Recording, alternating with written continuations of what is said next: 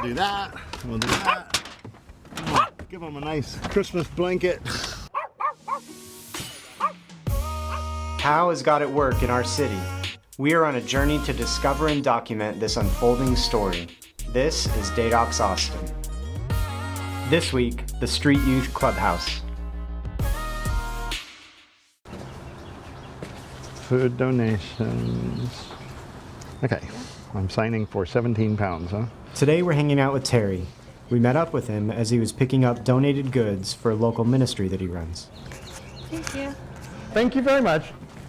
Terry is a former tech engineer. He now spends his days hanging out with the city's street youth. In Austin, there are around 200 youth under the age of 25 who are experiencing homelessness. These are homeless young adults.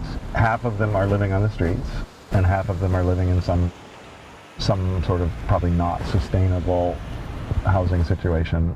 Most of them aged out of the foster system and then ended up on the streets. They've created their own subculture, and Terry runs what is basically a clubhouse for them just off the UT drag. Come on, Miss Rosie.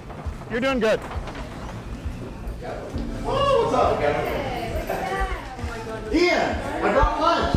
All right. Hello. That's broccoli. I would call it low priority. You may. Okay, that is chicken, which some of my clients would say is high priority. This is kale, which I think you have sworn off for like Lent and the rest of your life. So this place is set up very much like a house. There's a living room, a den, a dining room. Do they need food? They can help themselves in the kitchen. Do they need sleep? There's a place where they can sleep. Do they need to do laundry? They can do that. Do they need toiletries? Do they need new clothes? There's a nice one, if it's you. Any way that Terry and the staff can help these youth and be relevant, they try to do it. I got enough time to ask you something. Pass me my coffee. It's different. If you expect me to think, I have to have more fuel. No, that's good. I think there's some in it. Is it empty? No, it's got coffee in it. Yeah, okay. It's mine. Watching Terry is pretty fascinating because he very quickly gets into deep conversations, or they very quickly want to talk deeply with him. I'm looking at that trend in major religions of wanting to escape from suffering.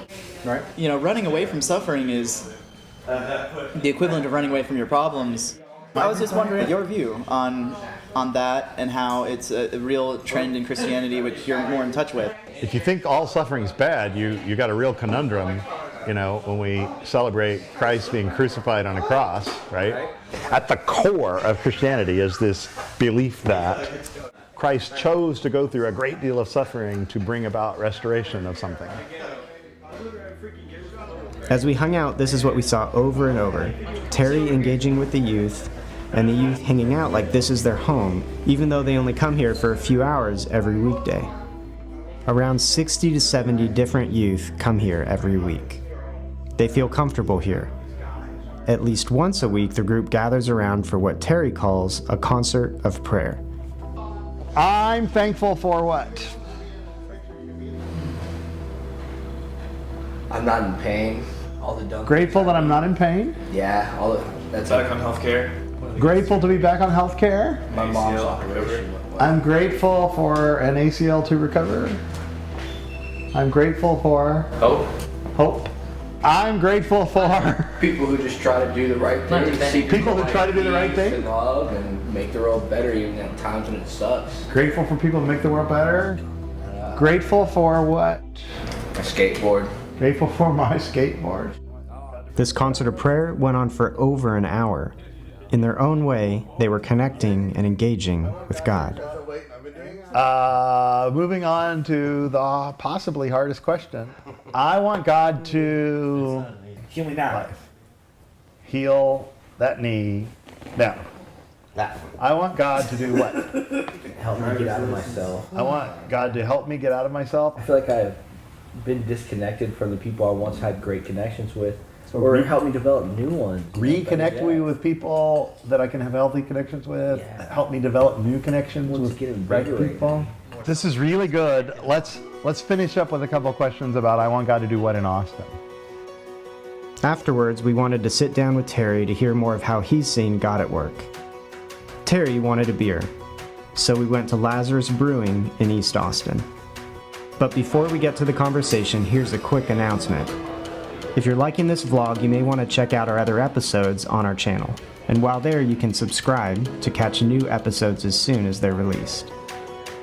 Now, back to the conversation. How do you see God at work? God's at work in the little things about what clients say to us and what things happen, that we have things people need.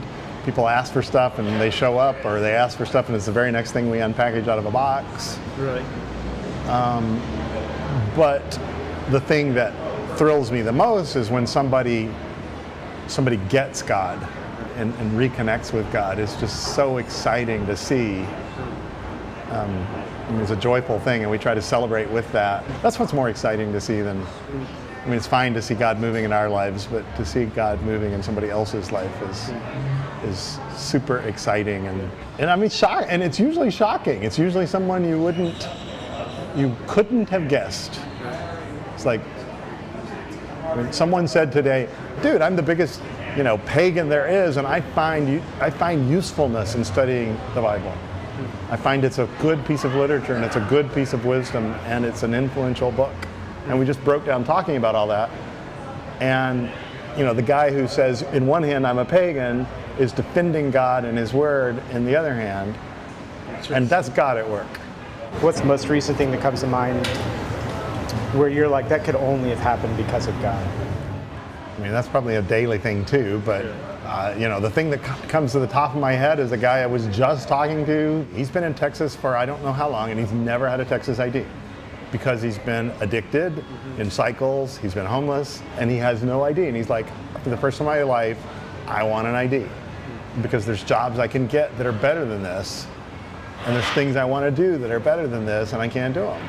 And he's not feeling the pull to go back to addiction. And this is somebody who's been angry with me, angry at the world, in addiction cycles, and he's at peace and happy to bear the yoke of employment. And I mean, I consider that a miracle, and he would too.